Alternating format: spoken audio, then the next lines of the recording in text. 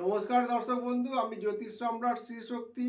আজকে আমি বলবো যে কন্যা রাশির ফেব্রুয়ারি মাস 2025 সাল ফেব্রুয়ারি মাসে কীরকম যেতে পারে।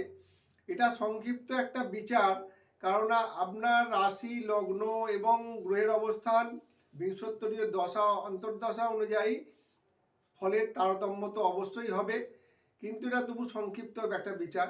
লোকে জানতে চায় যে ফেব্রুয়ারি মাসটা কন্যা রাশির কীরকম যাবে। কন্যা রাশির যেসব জাতক জাতিকারা আছে তাদের ক্ষেত্রে, বিশেষ করে যারা পরীক্ষার্থী, যারা মাধ্যমিক বা উচ্চ মাধ্যমিক পরীক্ষা দেবে, তাদের ক্ষেত্রে বলবো যে যেহেতু বৃহস্পতি এই কন্যা রাশির ওপরে দৃষ্টি প্রদান করে আছে, সেহেতু কিন্তু যারা পরীক্ষার্থী তাদের পক্ষে কিন্তু যথেষ্ট ভালো এই ফেব্রুয়ারি মাস।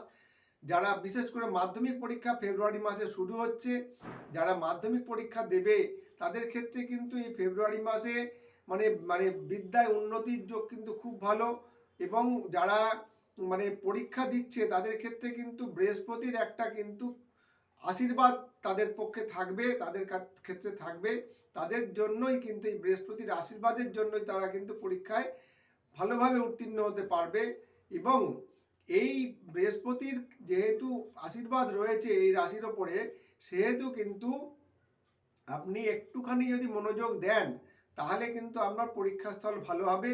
এবং যারা কর্মের সঙ্গে যুক্ত তাদের ক্ষেত্রে বলবো যে আপনারা কিন্তু চঞ্চলতা এবং ডিসিশন নেওয়ার ক্ষেত্রে কিন্তু খুব সাবধানের পদক্ষেপ নেবেন।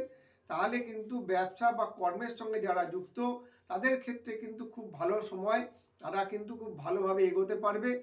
অসুবিধার জায়গা সেরকম নেই। এবারে কথা হচ্ছে, যেহেতু রাশিপতি দ্বাদশপতি যুক্ত হয়ে পঞ্চমে বসে থাকছে, দ্বাদশপতির সঙ্গে যেহেতু রাশিপতি বসে আছে, সেহেতু বলবো যে আপনারা কিন্তু শরীর স্বাস্থ্যের দিকে একটু খেয়াল করবেন। শরীর স্বাস্থ্যের দিকে কিন্তু খেয়াল না করলে আপনার কিন্তু ছোটোখাটো রোগই বড় আকার ধারণ করতে পারে এবং পেটের রোগে কষ্ট পাওয়ার একটা কিন্তু প্রবণতা রয়েছে।